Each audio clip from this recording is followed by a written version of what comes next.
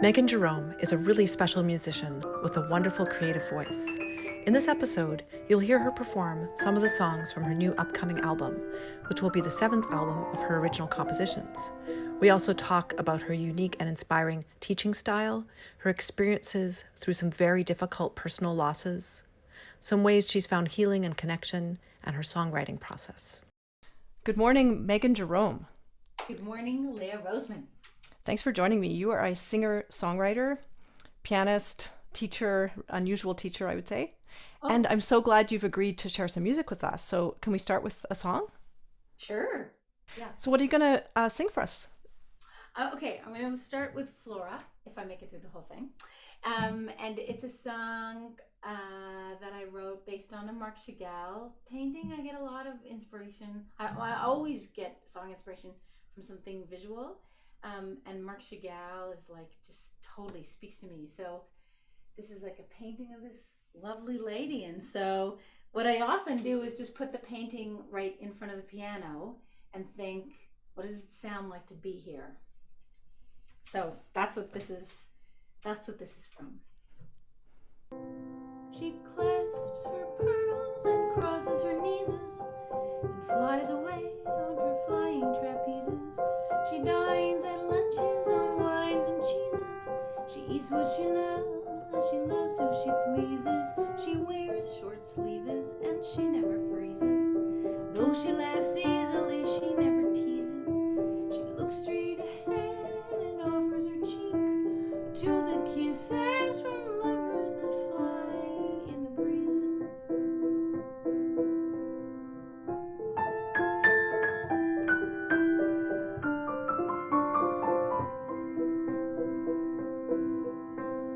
Cheeks are like apples, all rosy and glowing. Her hips are full and her lips are knowing. Below on the cobblestone, roosters are crowing. The streetlights come on while the daylight is going. Above, from a window, a candle is glowing to light up the fiddler tuning and bowing. Flora, dear Flora, shows no signs of slowing. Our Flora, dear Flora, keeps toing and froing.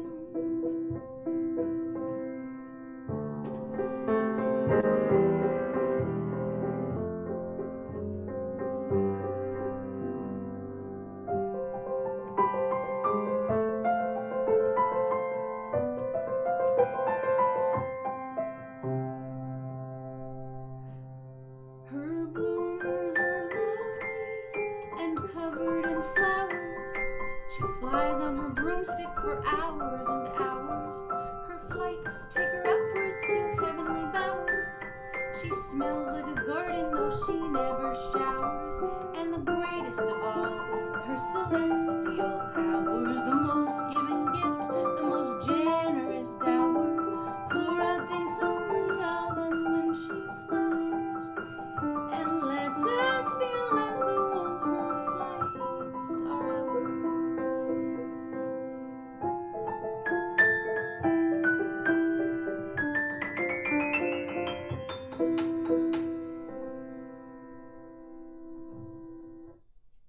Wow, so beautiful and so whimsical.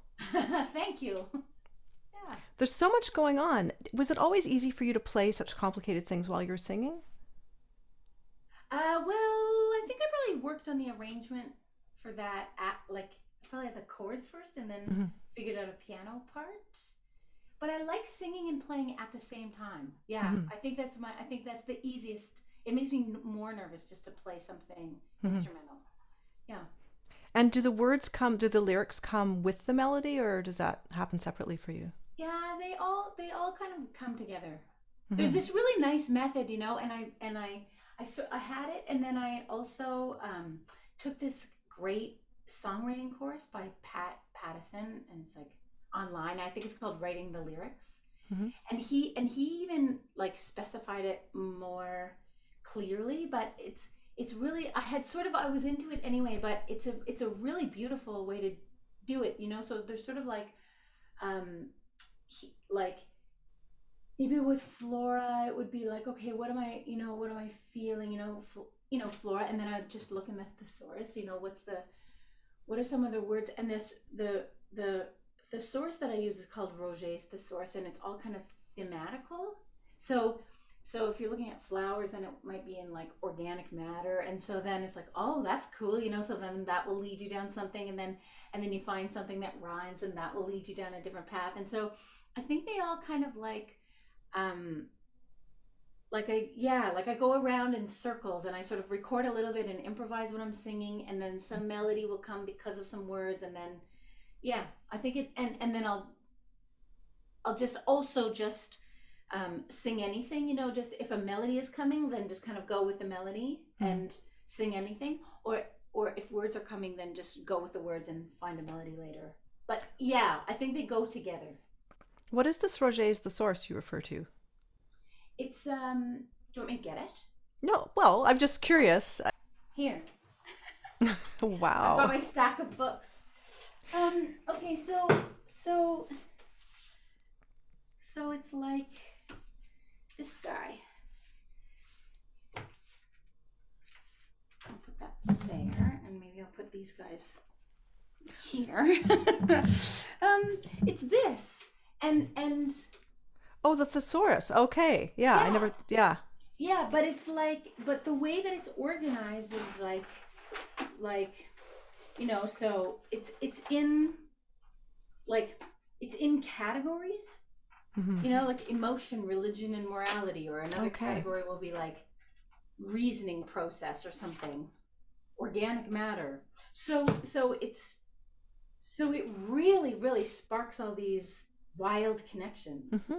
That's what it really inspires a lot of writing, because it's not just like other words for flower. It puts it in this whole category. So then I think, oh, well, what am I? Maybe I'm really feeling something else, and I might meditate on something that if a word pops up in a category, it feels like it's sort of wildly creative a little bit. Yeah. Oh, there goes our dog. Okay, now I'm back. So for those people listening to the podcast who didn't see, you brought a huge stack of books back to your piano. What were the other books? Okay, so the first person Rob Frayne was our teacher at Carleton, and he taught jazz, but he sort of knew that I was a songwriter, even though he was my jazz teacher. So he recommended this book, which is called The Songwriter's Idea Book by Sheila Davis.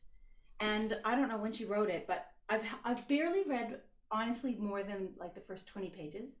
And like 20 years ago, somebody told me like, oh yeah, I went to a workshop you gave 20 years ago, Megan. And it's like, well, and I'm still talking about the same book and the same set of questions. So she has kind of a method where it's like, before you write down a song, you've got to figure out all this stuff first, like who's doing the singing, and how are they feeling, and where are they exactly? Describe the room. What are they wearing? What are they eating for lunch?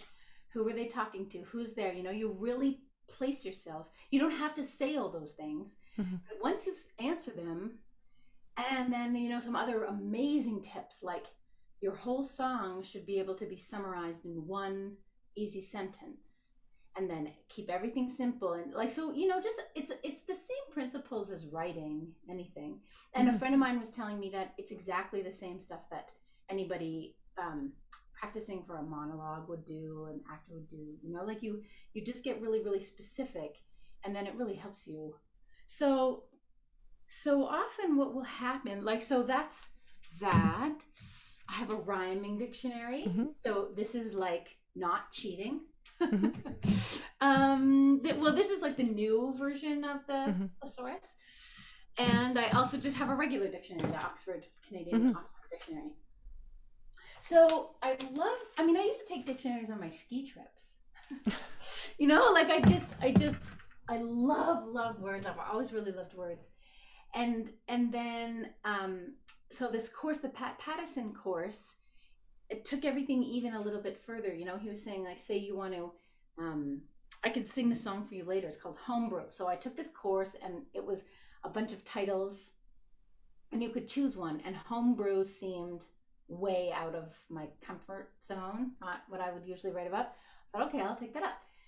So then you choose some themes like home, So then I look it up in thesaurus. So it's like resting place, nesting. And it's like, oh, that's so beautiful. And then brew, like a golden brew or a honey brew, or, and then light, it would go in that direction. So then like, what are other colors of light? And then you can choose sort of some songs that, or some words that are going to be thematic in your song. And you can find words that rhyme with that, and then the words that like jump out. Anyway, so all of this kind of stuff, nothing makes me happier than sitting around looking up words that I might be thinking about, and then waiting for a feeling of like, oh yeah, that'll be beautiful. Oh, that, definitely that. And then just kind of work them out, and what's the kind of story that you might want to say, or what's the kind of, lots of my songs are kind of vignettes, I think. Like the visual aspect. I find it so joyful just to really pinpoint, like, what is it that I'm seeing, or what is it that I'm feeling. And so Pat Pattison, it was so beautiful to take this course, because he was saying, yeah, these are the tools of your trade as a singer-songwriter. And I hadn't really taken any singer-songwriter courses. I'd taken classical piano, I'd taken jazz piano, and I've made my way as a singer-songwriter, but it's only a few summers ago that I took that course, and I thought, oh, like my people, So yeah, so those are my, they're all around me when I write. Yeah, and so actually it would be great to hear homebrew, but you can do that later. Okay. Up to you, whenever you'd like. If it's on your mind, you want to just give us homebrew? That'd be cool. Sure, yeah. Okay. Homebrew. I'll have a little coffee, a little homebrew. Honey sweet and moonshine clear, all the world is all right here. Homemade wine and homemade beer, a rich and golden hue.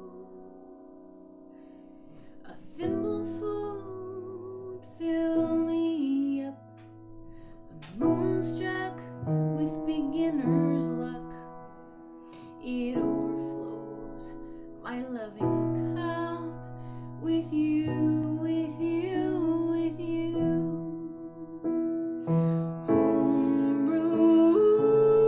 Homebrew, near and far are all in you. Chandeliers and barbecue, my home sweet homebrew.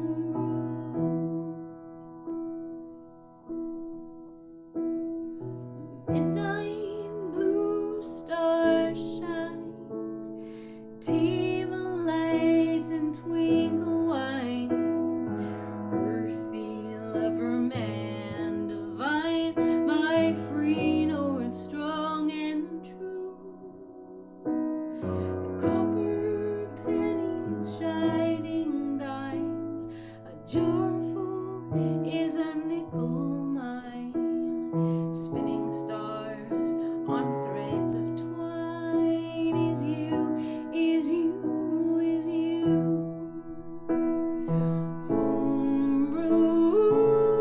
Homebrew, near and far are all in you. Chandeliers and barbecue, my home sweet homebrew.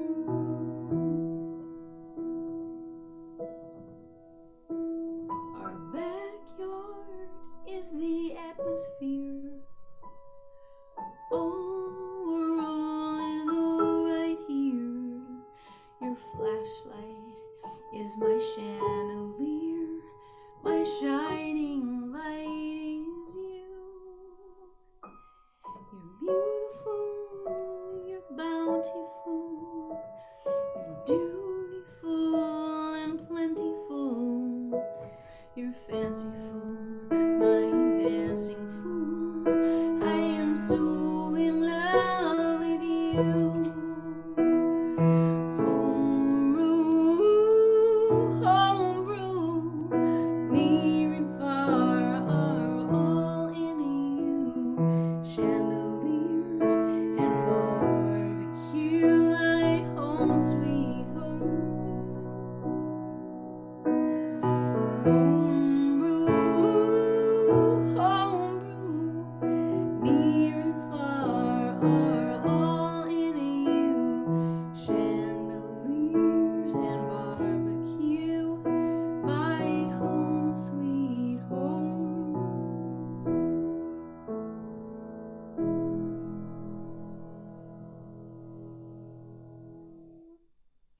Gorgeous. Thank you so much. Thanks.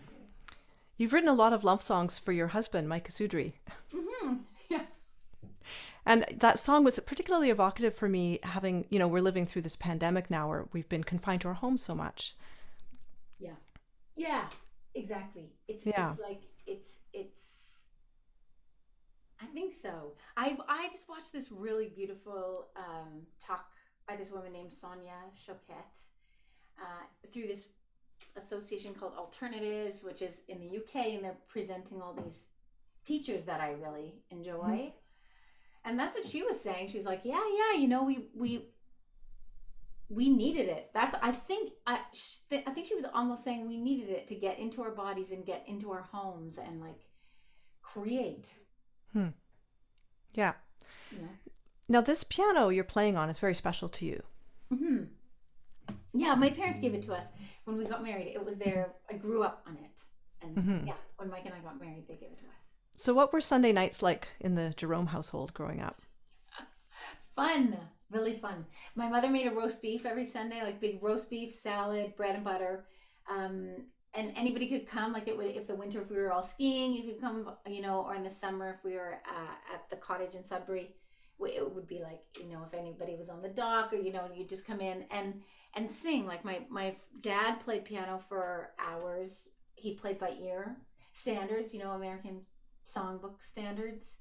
And my mother loved to sing, and my brothers played guitar, and everybody sang and danced and cried and drank and ate, like a big family hoedown, sort of.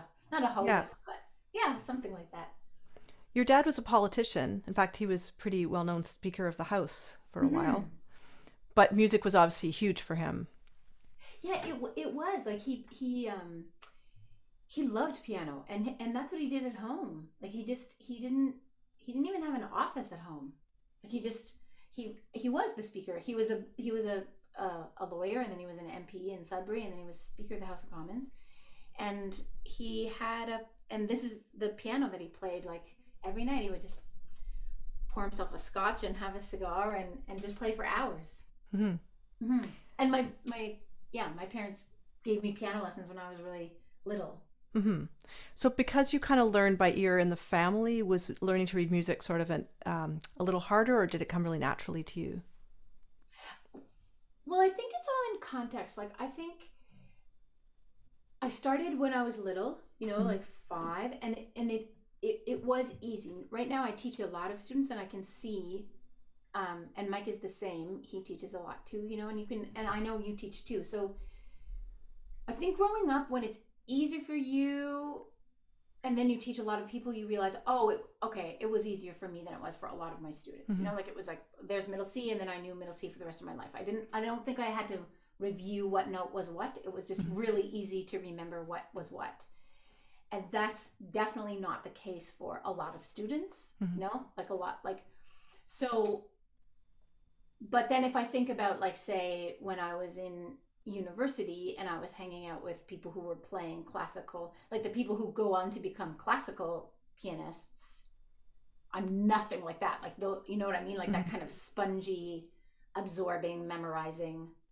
Like it always took me a year to learn the pieces that I learned for my Royal Conservatory. So it's like not that easy, but easier than the kids who never do conservatory. You know what I mean? It's all kind of relative. Like the friends that I had at Carleton who were like real classical pianists were playing like all of the preludes and fugues. I mean, I could play 1 or 2 maybe. So yeah. The continuum, I think, like a lot of things. Yeah, I think so too.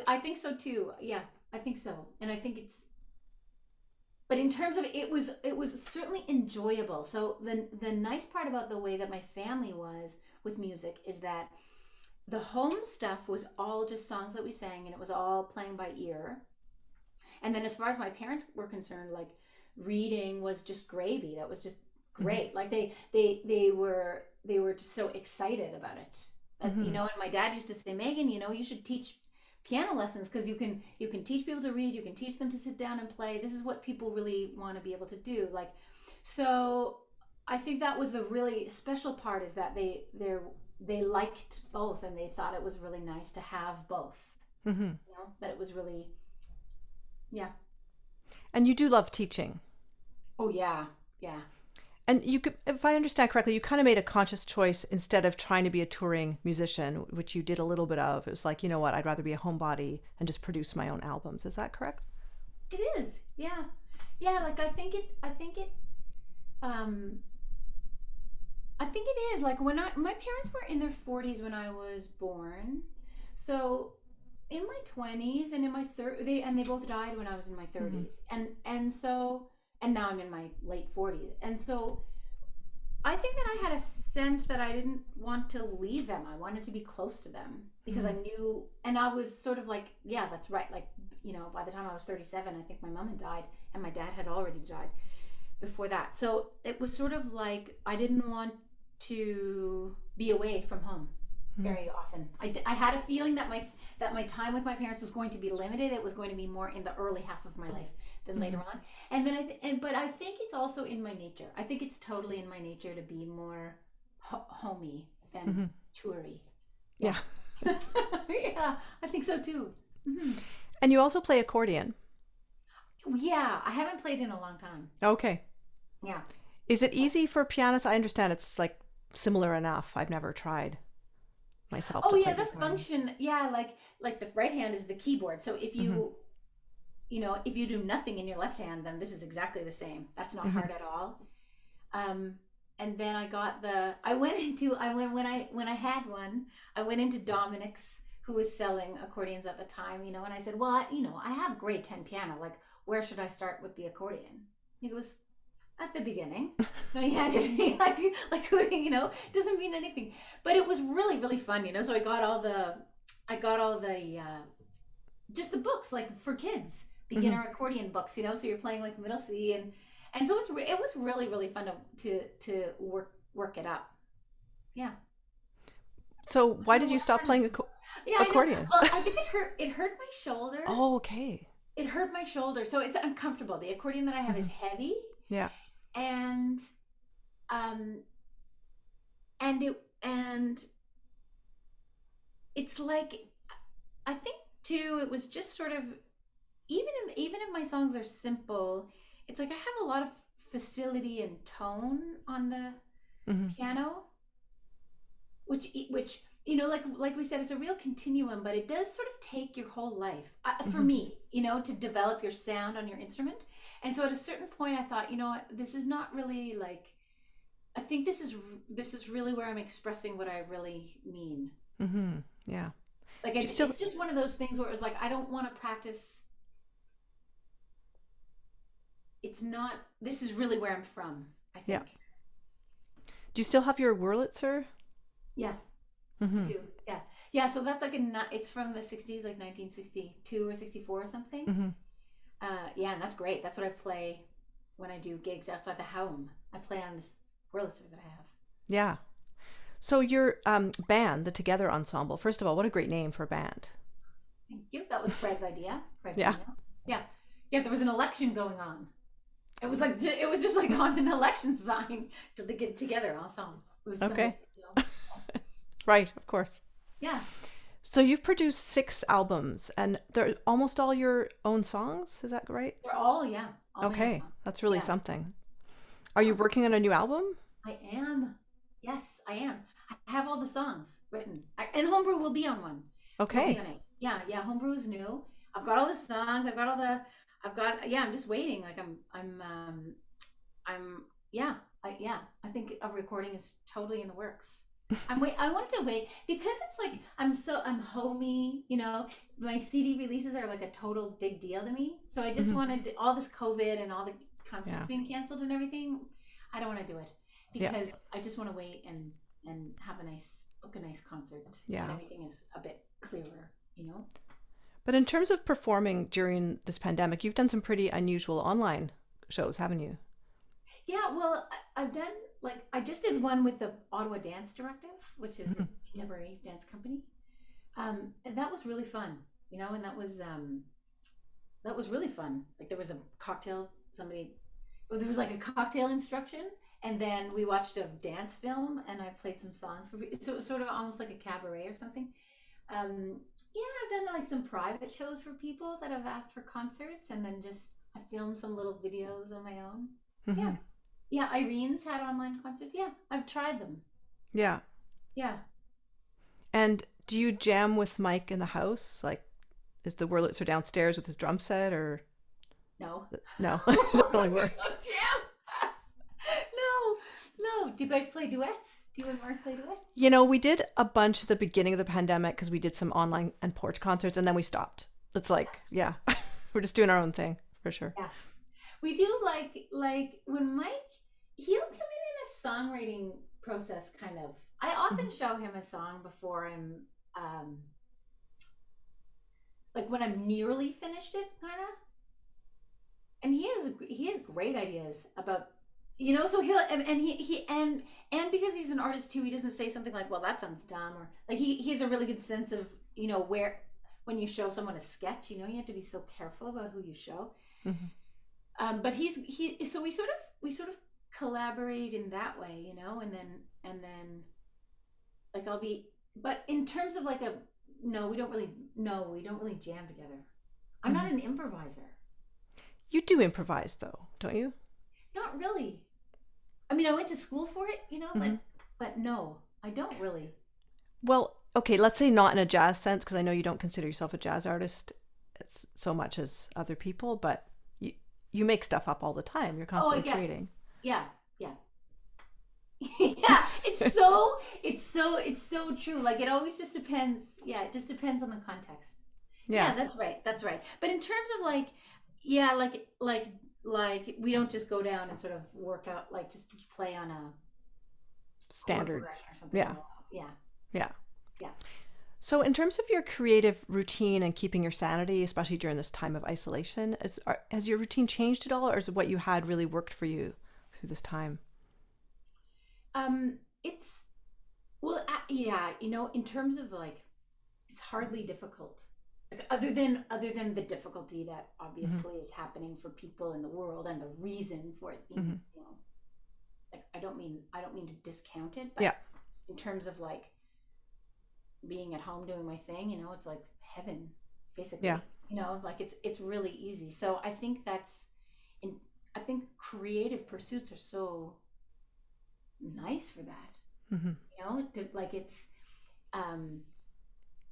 I think the thing that changed in terms of my routine is that I started to take online courses by Julia Cameron, who's the author of The Artist's Way, which is a book that I love. So I found the same people who just presented Sonia Choquette also have a link to Julia Cameron, and so that's been different. You know, I've taken like maybe 4 online courses with this woman who I hadn't really considered going to New York or going to somewhere to learn from her. But I've really, really enjoyed that kind of leadership, because sometimes that's where I'm seeking lessons from now, like not necessarily piano lessons or you know, I've had some, but sometimes it's more like that, like not religion, but sort of a creative thing. Like she sort of really links spirit and creativity, and that really suits me, you know. So it just kind of deepens that. But no, all those other interests are like, I love doing things around the house, and so does Mike. You know, so we love cooking, and I guess we started eating dinner together every single night, lighting the candles and making it nice. Like, so that's really nice.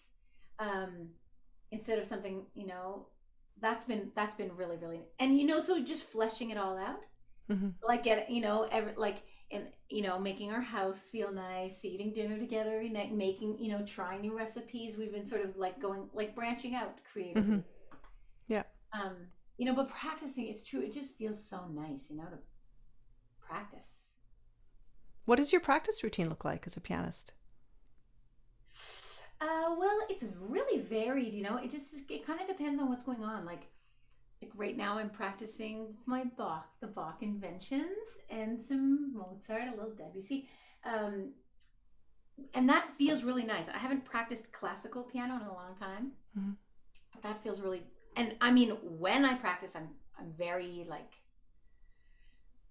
I'm really, really, really specific. Like I practice for in 6-minute segments for no longer than 20 minutes at a time. I take a break, and because it's really focused. And I write songs the same way, like no longer than half an hour at a time, but usually 20 minutes at a time. So it's kind of light, like in terms of hours at the piano, whether I'm songwriting. So then if I have a gig, I'll be working on my songs, but it's still just a little bit, just 20 minutes, and then I'll take a break and read, or watch a film or something, go for a walk, come back. So it's not like, it's not heavy. I keep it really, really light and really clear. Am I playing or am I practicing?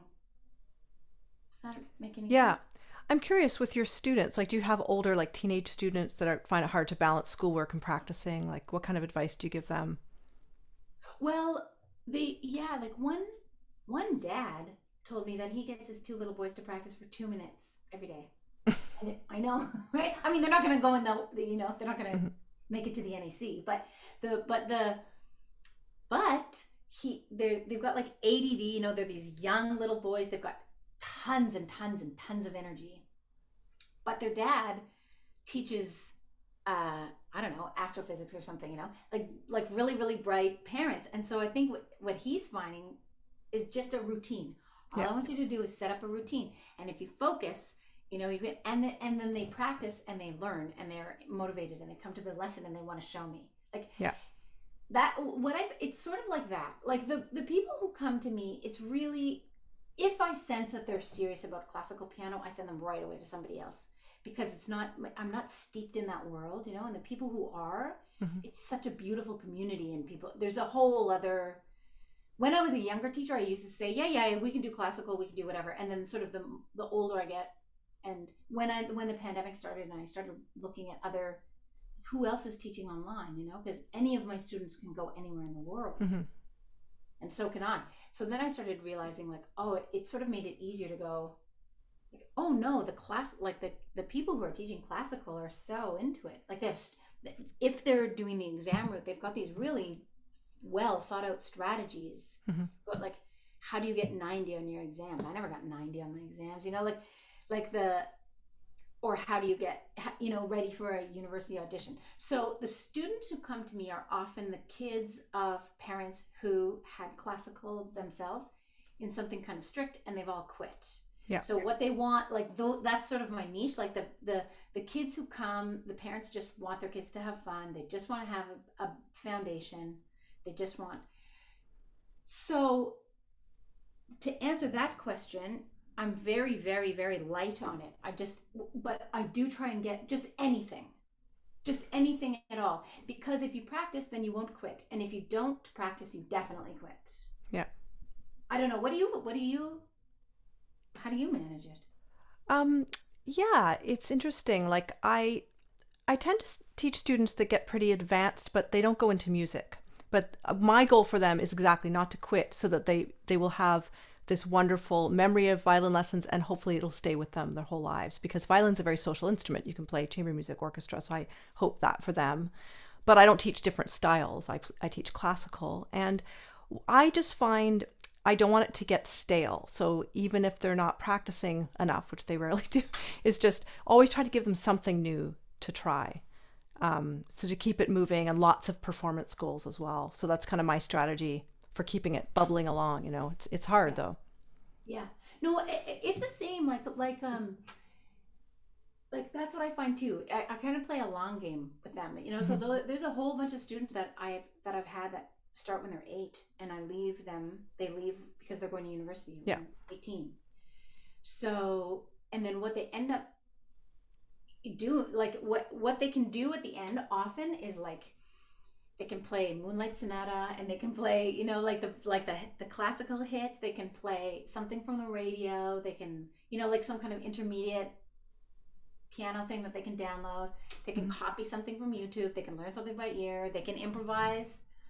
I shouldn't have said that I don't improvise. I do improvise, just not in a jazz style. Yeah.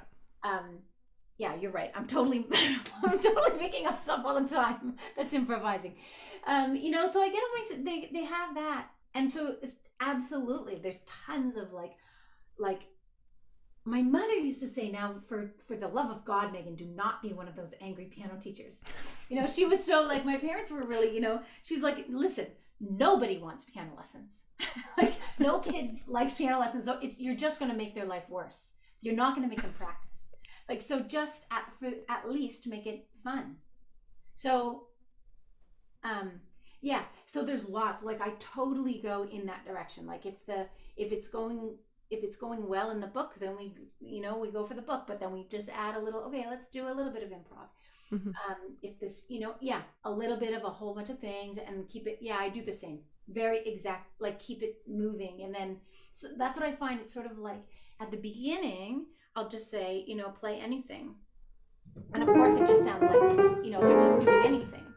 But that's what a 5-year-old drawing looks like too. Mm-hmm. Mm-hmm. And then you keep doing that, and by the time they're 18, it sounds like an 18-year-old's feelings. Yeah. As you just teach them, you just teach them skills, and you go, okay, well, here's a C chord, put the pedal down, and then like, they're like, the ones who love it are like, it is beautiful. Chords are beautiful and music is beautiful. So, and the pedal is beautiful. So, that's good to know. So you said you use visual inspiration, and it sounds like storytelling is part of that. Do you use that with your students as well? Yeah. So like, this is a great trick that our friend learned, Peter, who's the artistic director of the Jazz Festival now. So he and Mike and I all met at Carleton in the jazz program. And Peter went on and he did a master's at the New England Conservatory in Boston in like jazz. And one of his teachers there, they were talking about intervals. I was like in ear training, and he was saying like, so there's your major second. So don't just think, no, major second. Think like raindrops falling from a cloud, or like a man in a blue coat on a red bicycle. Like, what's the image that comes to you? And then, so I turn that into a game with my students. So you play an interval until you have a picture, and for lots of them, that's like it could be that it's just like, okay, so then growl, you feel like a growl. So then they draw like a little picture of a growl, and then they'll put the growl up on the piano, and then like now you growl on the piano using seconds. So yeah. Or really so cool. I didn't mean to interrupt. Keep talking. No, and then it's so fun, right? It's so personal. Like then that sound, right? That feels like that to me. And then how do you, it's so fun. I mean, it's so fun, right? Because then you can do like second, third, fourth, and then they have a suite basically, right? There's like 7 pictures across the thing. But that can be anything. We can do that with triads. We can do that with, or it can be like, I give them all sort of like just blank books, we call them creativity notebooks. And so, one thing might be, just go home and for a week, pick up anything you love. It could be like a gum wrapper or a pen or a leaf or something you can touch that you really like, wrapping paper. And then you make you put it in wrapping paper at the top, and then make some wrapping paper music, and they do, like they really do. And then as long as you keep doing it, and food is another one, like kids really relate to food. So like one girl, the ice cream, I mean, she had, her composition was, and she wasn't like, what I find too, if there's one aspect of teaching that somebody doesn't do week after week, I used to, when I was younger, I used to just let that go. And now I realize, oh no, they just need more help with that. So sometimes that'll be composing, or sometimes that will be somebody just, they're like, no, I didn't make a song. So then we do it together. And I used to, and it's like, that's what I find too, is that it's like, as I'm more consistent in my teaching than I used to be. I used to sort of think, maybe the shy kids don't like to improvise, or they don't like to sing or something. But I think everybody, like I actually give I'm more consistent personality, because I find it's not such a predictor. Yeah. Lots of quiet kids like to sing. They just need a little bit longer, or they sing like so quietly you can't hear them. But eventually they sing a little bit louder if they want to. You know, especially if you don't ask them to sing louder. Yeah. One girl I have right now, every time I ask her to sing louder, it's like I don't hear her for the rest of the lesson. I have to make a little note: do not say the word loud. Yeah. And then as long as I don't say it, she'll forget that she's singing. But yeah, food. Yeah. How has your teaching changed that you've gone online for that? Not at all. Like totally not at all. At first I thought, oh, we're just, I mean, like online, I was placing the little ones, their hands more often. So that's definitely hard because they're like right and left. Like that's what I'm working on. A lot of the little kids, up, down, right, left. They're getting turned around. I find the little kids right now are disoriented. Like they're like my right or your right, backwards for me or backwards for you, because I guess it's not all mirrored. But at first I was thinking, well, you can't be creative over Zoom. And then I just started saying, well, that doesn't seem, maybe at first we just needed to get used to it. So I was really, really focusing on the notes, and then, you know, they had to get oriented on their own instrument. So that is actually a real benefit because I hadn't seen where they were playing before. Yeah. So that's really an advantage. Reading is great because now I had to say measure 1, measure 2, line 1, like point to it. You know, so there was a lot that I had actually sort of taken for granted that I was positioning them, but now they're, it's like, you know, it feels like a real slowdown, but the truth is they needed this information anyway. And then I just decided, well, I'm not going to wait until, I guess at first it was like, well, if this is only going to be 3 weeks, why will we even bother? You know, but then that's really not the way. Yeah. Like it's been so long. But I thought, well, I might as well just do what I always do. So I've been doing it. You know, just even if there's kids that I've never met, I just say, okay, now tell me a story about, like often if they're wearing something, you know, I've got this new little boy and he'll be wearing a shark, you know, well, tell me about your shark t-shirt, you know, and then what does a shark sound like? And then there's just delays over Zoom. You know, so it's like there's the delay when you finish asking them and they sort of absorb it. So, you know, it seems like they might not be about to make up something, but often they're just thinking about it.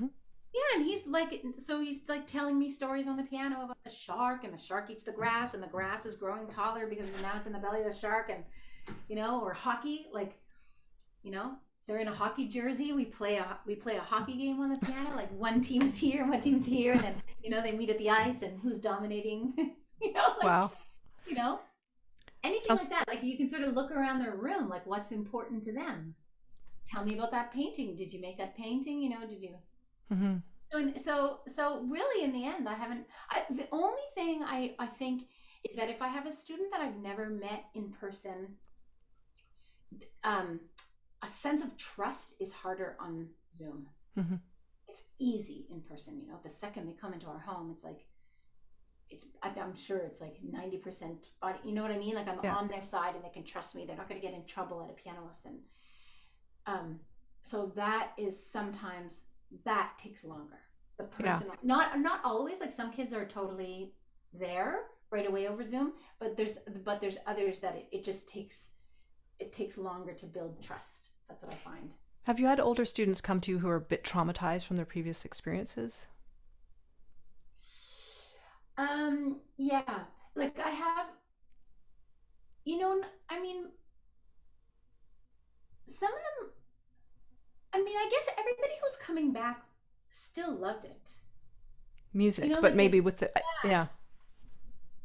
you know, or they did like, they could do a whole bunch of exercises, but they don't really know what they mean. Like there's a student that I have now in her 60s, and she's so excited to learn what the harmony is behind the thing. And then there's this like there's a whole series of books by this guy Forrest Kinney, and it teaches improvising and arranging, but right from the start. Like not like you need grade 8 and then a jazz degree and then like literally the first lesson, just on black notes.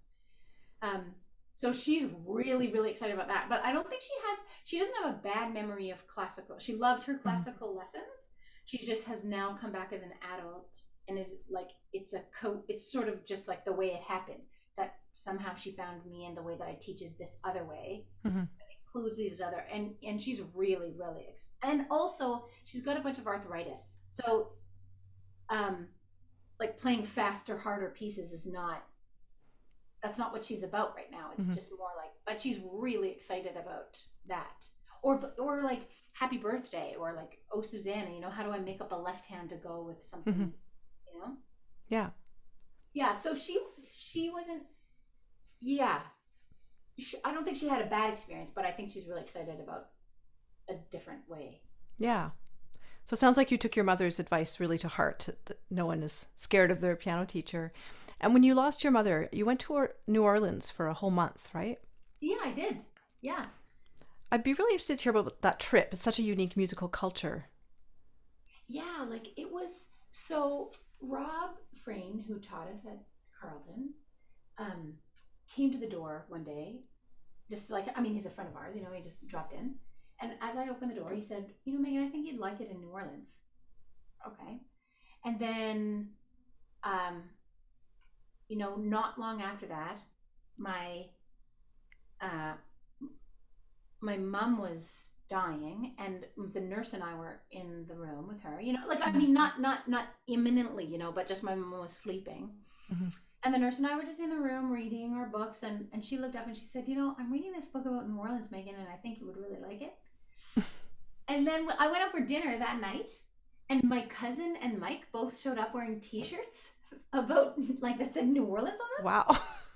And then that week, I went to the Heart and Crown on Preston Street, where I'd been going with my friends for like every Thursday night. There was an R&B band, Jeff Rogers and the All Day Daddies. I don't know the name of his band, but Jeff Rogers for sure was playing in this funk band on Preston in this Irish pub. It was so great.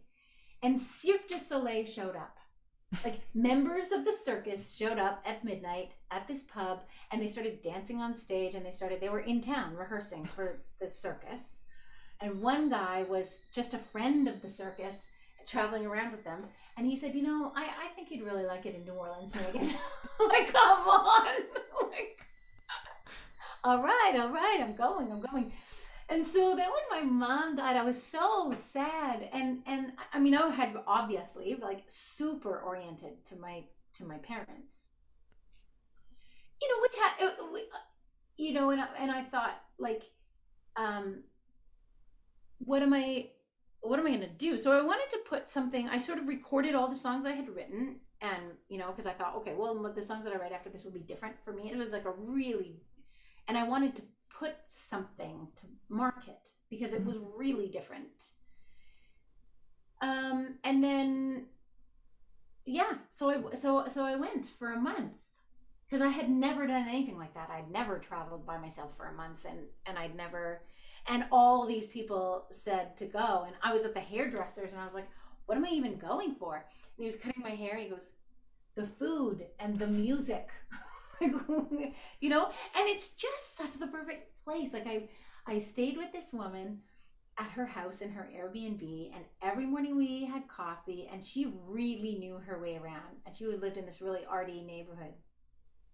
So she would just drop me off downtown in the morning, and she knew like all the cool little places to go. But it's just like, you don't even have to have a plan. You just walk out the door and something is happening. And you're going to meet somebody and they're going to go, oh, you should hear this. And then you just go hear that. Or if you walk into a bar, the bartender's going to talk to you, or the waiter's going to talk to you, or you walk into, it's maybe all different now. Like that was sort of,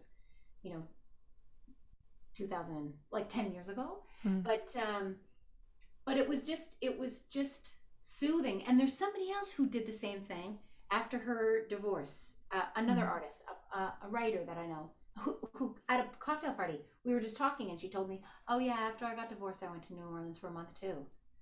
I said, what did you do? And she's like, I don't know, I just wandered. Oh yeah, me too.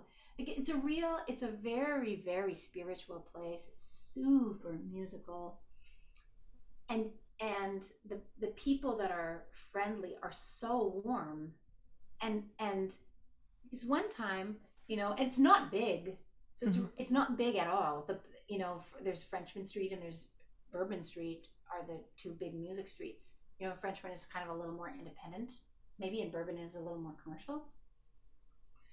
But Frenchman Street is just a few blocks long, so you can just kind of walk around. Like, you're not it's not long before you see the same people over and over, especially if you like a certain scene or something. So I remember this one guy. I was walking along the river and I was like, oh, I don't want to keep walking by the same people because I don't really feel like talking to somebody. And he saw me the next day and he sort of pulled me aside and he said, listen, I've seen you, and you just look a little sad. Are you okay? Do you need anything? Like, are you serious? Like, he's like, because I've got friends, we have a backyard, if you need it. Like, it just like that, like, just, oh my gosh, like, you can't believe that kind of care and grieving. So the Sunday thing that you were asking me about, like, when we were young, my brother died. He was 22. He was in a motorcycle accident. It was Canada Day, which is my mother's birthday. And, like, really, it was sad. Very, very sad. My brothers and sisters were all in their 20s at the time, and I was 12. So I'm, younger. So, but that idea of music, like, the weekend after he died, somebody lent us their cottage, and we went, and I mean, we had always grown up playing music, but we did also play music as a family after Joey died as well. So that's part of that Sunday thing for my family, is like, we're laughing and we're crying. There's, like, it's both. It's like it's both together. And, like, Joey's wake, we were laughing and there were drinks and there's music and crying. Like, you can be sad and really happy at the same time. Like, there's and I feel like that's the spirit. I feel like that's also the spirit in New Orleans. Like, there's lots of, that's a city that knows a lot of grief. Anywhere in the South knows a lot of grief, but in New Orleans, there's also that music, and there's the part, there's a real connection between living here while you are in the moment, remembering the people that have passed, and you're grieving while you're alive, so you're going to celebrate. But you're also sad. You miss. It doesn't make you miss the people who've gone any less, but it doesn't. Nor does it make you sit around. It's like, no, I'm gonna party, and I'm gonna cry, and I'm gonna laugh, and I'm gonna enjoy myself. I mean, almost every Sunday, there's a second line, even now, and it's like for hours, 5 hours, you follow along brass bands. You can just clink your bottles, and people are bringing drinks, and you sort of you walk for, I don't know, 40 minutes, then you take a 20-minute break at some little corner bar, and then you do it all around the city. So, like, every Sunday, that's people play music and sing and dance and cry and walk on the cars and the trees, and it's amazing. It's amazing. So it really feels like living. It felt so good. And then we went back. I mean, Mike and I have been, like, 8 or 9 times since then. Okay. Yeah. Yeah. We nearly bought a house there, which I don't know. I don't know if we should have or not. I don't think so. We're very, very, very, very happy to be here. But yeah, like, we loved it. We loved it. Yeah, I was finding out more about the I knew it was like the birthplace of jazz, but this thing with that it was the Spanish and the French. So the slaves were treated horribly, but they did have this freedom on Sundays to keep their traditions from Africa alive in Congo Square. So that was really interesting to learn about that. Yeah, and I think that's there's a real mix. Like, there is like that would happen too. I would say to someone, oh, well, I'm from Canada, and they go, oh, you speak French. Oh, like, I didn't expect. So there's a connection. There's a connection to French. Yeah. Spanish, and there's a real Caribbean feel. But yeah, I think so too. I think it's looser in terms of, like, that's right, in terms of a spectrum, and like, it still wasn't still a terrible situation, in terms of, you know, like racism, but it was more common for white people and black people to mix and, you know, be together. Yeah. And I think it's always been a friendlier place for gay people. I think it's always been in the it's much more liberal. It's kind of, I think it's always been in that feeling. Yeah. Yeah, and that's like, yeah, you know, we have a friend there, and I mean, I've had so many amazing experiences. Like the first day that Karen dropped me off into New Orleans, it was like just after a small hurricane. It wasn't a big one, you know, but people were coming back in, but it was pretty empty. Like the French Quarter was empty, you know, right after Labor Day. I went for the month of September.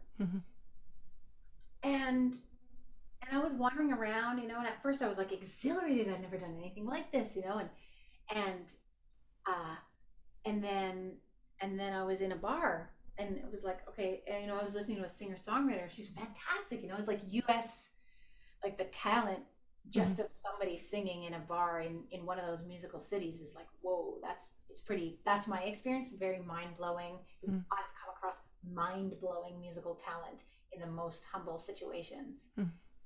You know, so she's like amazing. She's got, you know, her words are clever. Her time is fantastic. Her singing is so good, you know, and there's like 3 or 4 of us in the bar, and it's like 4 o'clock on Monday afternoon. And I'm laughing, and she's so great, you know, and then suddenly I was crying. I'm like, what the hell? Megan, it's 4 o'clock on Monday and you're at a bar by yourself. What are you thinking? You know, so then I was crying. I'm like, oh, I'm so lonely, you know, and then the chef comes out, and the waiters gather around, and he explains like the dishes that he's going to make that night, and he's like cares so much about the sauce and the butter and this, and then I'm like, oh, they're so creative, you know, and then I'm so happy, and then I go out in the street, and then it's raining. I was so lonely, crying, and then a band pops up, and they start playing, and there's like 3 of us on the street, and a brass band is playing, and it's raining, and it's like amazing, and I'm on the street dancing. I was like, okay, there's a lady, she really gets me. You know, so I feel like I have this moment where this lady across the street understands me, and we're dancing, you know, and then I look closer, and it's like, oh, she's homeless, you know, I'm going to be homeless. And then it just like, woo, these crazy up and down, you know, this, and I had written a friend of mine who lives there, who is, you know, kind of a fringy character, but a very talented musician.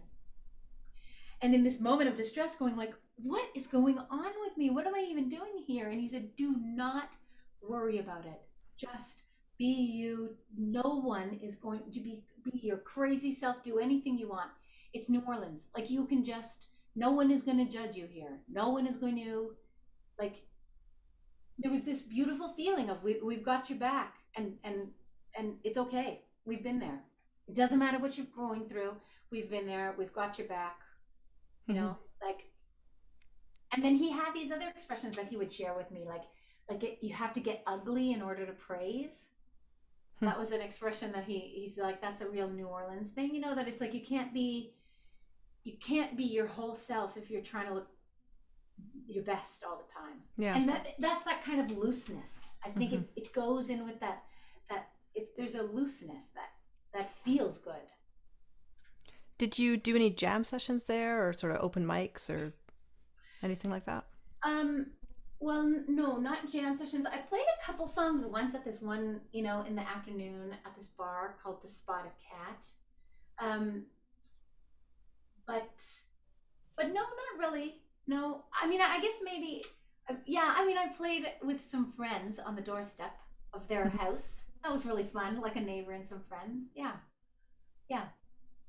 But not like, it wasn't really musical. I mean, I was dancing all the time. Yeah. Yeah. Dance. I mean, the music, it's so good. The live music, all, yeah. So, I mean, that's what I really did. I just went out dancing constantly. Like from 4 o'clock in the afternoon until 2 o'clock in the morning or something. For 30 days in a row. Yeah. It was really fun. And when you came back, did it, like, was your songwriting influenced by all the music, that style of music? Yeah, like I think part of back, it was sad because it's like you can't be there. Like it's not. I'm not from there,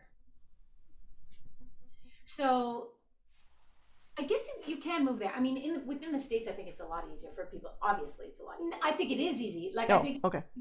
like the people that I talk to are like the way that they talk about moving is like, well, maybe I'll try this or maybe I'll try this. Like they move around, and I think it's a quicker. I think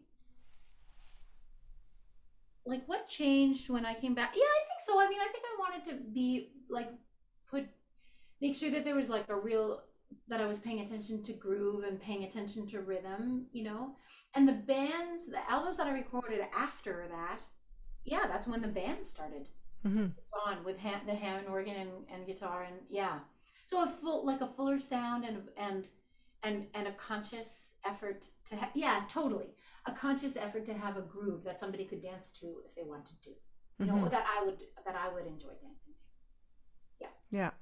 But also, like, yeah, it caused deep artistic questions. Who like, what's the difference between a Canadian artist from Ottawa and a somebody born in New Orleans?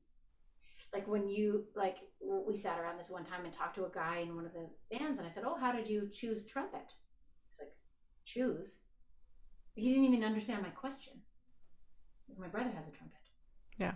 There's no, first of all, there's no choice. Like you just I don't know, you're born playing, like everyone in your house, if you're going to play music, there's music everywhere in your house. There's music all day long. So even a sense of choosing an instrument, it's not even in this guy's radar. It was just, it's what we have at home, or it's what my brother does, or it's obvious. That's different. That's really different than for me, it was like, I mean, we had a piano and my parents gave me piano lessons. In a way it isn't. It's not like I didn't have an array of instruments to choose from, but there's a different, there's a born into it, so it's like, okay, well, I can't copy that. So Mike and I went through a real thing, and he went through that too. He had a brass band. Mike had a brass band and he was composing music, and at one point his brass band opened for a brass band from New Orleans in Newfoundland. And he said it was sort of exhilarating and also kind of like a turning point, because when you're there and you realize, oh, these kids have been playing together since they were like 5 or 6, and they practice on the street. Like this is their play. So they're playing like Wednesday, Thursday, Friday, like every single night they're playing together, all together. So it's really, really cultural. So it's not, I guess that's also part of the thing about the choice is like, it's not even a choice. So then how did it influence my music? It was like, okay, well, who am I? I'm not that. So I don't want to try and be that. Who am I? I'm Canadian, so we also have European influence. We have American influence and we have European influence, and we're new, so it's sort of, that's like, I felt like that was sort of like, I can draw on that, but I don't have to try and be that, because I can't be that. I can only be, so like, yeah, those are some of the artistic questions. Like, how do I exist now as an artist after I've seen that? Yeah. What does it, so I think that's like, yeah, a definite intention to have like a real groove that I would feel like dancing to, so that I could entertain myself with my own band. And then also just those other questions. Okay, but I don't want to try and make a pastiche of a New Orleans style song, because I'm not from there. Even though I moved, my spirit is from there, but I don't want to just. There was one thing I meant to ask you about, was why did you do mining engineering in university? Oh, that was so strategic. It was like, I mean, my parents, when I told, so in high school, I was in high school in the 90s, and it was a real women in science push in the name of feminism. So our hallways were lined with posters, women in science, women in science. And I was good at math. I enjoyed math. I liked English. I played the piano at home, but I was really not. I took classical lessons, and I'm no, I am not I'm nowhere near a classical pianist in terms of that, so it was like my classical piano teacher, I'm a musical person, but he's like, I don't think he said, if you thought you would do classical piano, you would know. Yeah. I took that to mean no. Basically, like, okay. And then it was just kind of strategic. I didn't know what to do. But there seemed to be this real underlying message, like if you are a feminist, if you think of yourself as a leader in any way, science is the way to go. You better prove it, sort of. So that's kind of like this twisted message that I got, and so then I basically found, like, okay, what's the hardest program that I can get into? Because I thought, well, I don't know what else to do. Like, so engineering at Queen's, that was the hardest program. I wanted to go to Queen's. My sister had gone to Queen's. I had this real mythology. So I went to Queen's for the weekend to visit the daughter of my parents' friend, and she lived in a house. There was someone in commerce, someone in arts, someone in engineering, and all girls. And the one in commerce was, friendly, but not that fun. The one in arts was like bitter, really, really bitter. She was, and that was like my impression at the time, like that my arty friends in high school, they wore all black and they were sort of angry, and that it didn't suit my personality, right? And the girl in engineering was like sunny, friendly, did extracurriculars. I was like, okay, so it was like a personal connection. And then when I went to Queen's, I made all these great friends, and we played music. We jammed. We learned. We had, like, all my engineering friends played Neil Young on the couches, on their porches, and we played in the back, and they loved the way I sang, and we wrote songs. And so it was like the way that they played music it's like my favorite way of playing music in a casual. Well, it was then. Yeah. And then the reason I chose mining was just like, I thought I was going to be a lawyer, and it was just like if you're going to go to engineering, the easiest. Well, it just seemed like the smallest program. But it was second year. I didn't really like the first year is a general year, and it was really fun. Engineering's really hard, and mining it was just like I was just going to get an engineering degree. I didn't plan to be an engineer. I was just going to get it because it's a great degree. If I thought I was going to be in law, it was just like, it would stand out. That's what I thought. If had I done a general arts degree, that was just sort of a strategy. And I sort of thought, if this doesn't work out, I can go to English. But if English doesn't work out, I'm not going to hop into engineering. So engineering. So that's kind of what happened. Like, I really, really loved the people.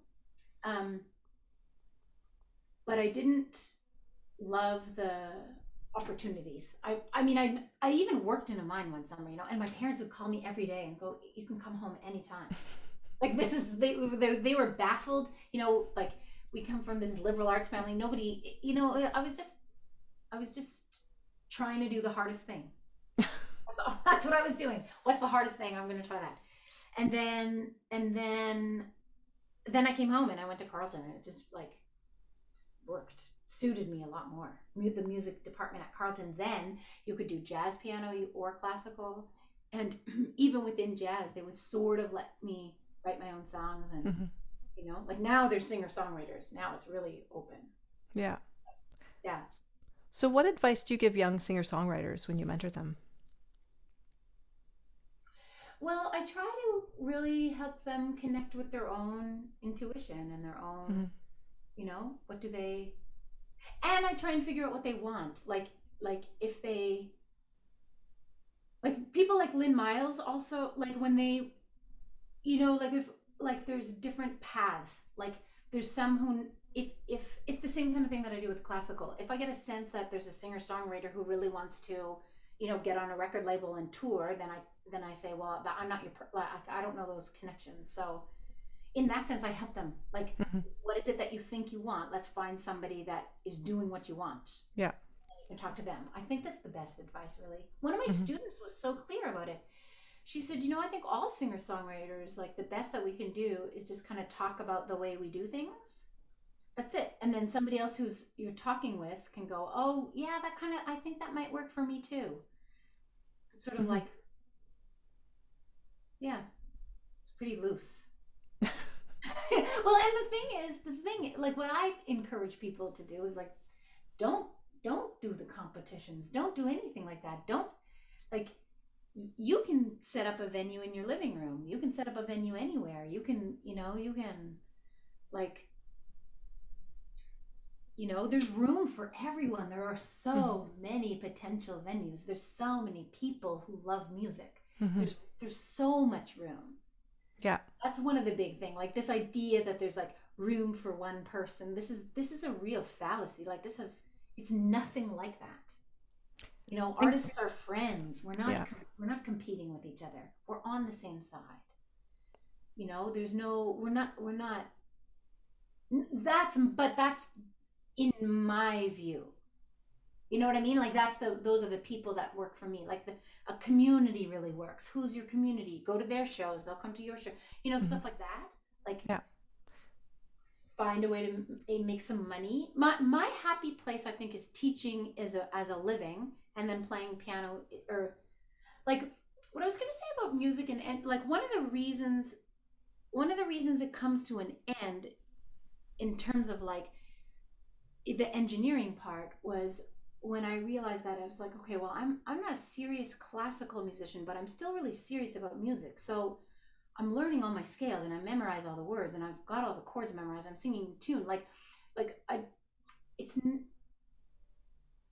I want to be with people who want to work this hard on music. Like it doesn't feel like work. You just feel like listening and, immersed. Like I guess that was probably a real turning point where it's like, this is really fun. Now I want to find the people who really want to be immersed in music. This is kind of where it's at. Yeah, for me. And then it's I think with singer-songwriters, like I just really, really discourage people from thinking of it as a competition. But I also encourage them to like find a way to make a living that feels really great. Because then you can, then you have a lot of freedom. Then you have a lot of freedom in your music.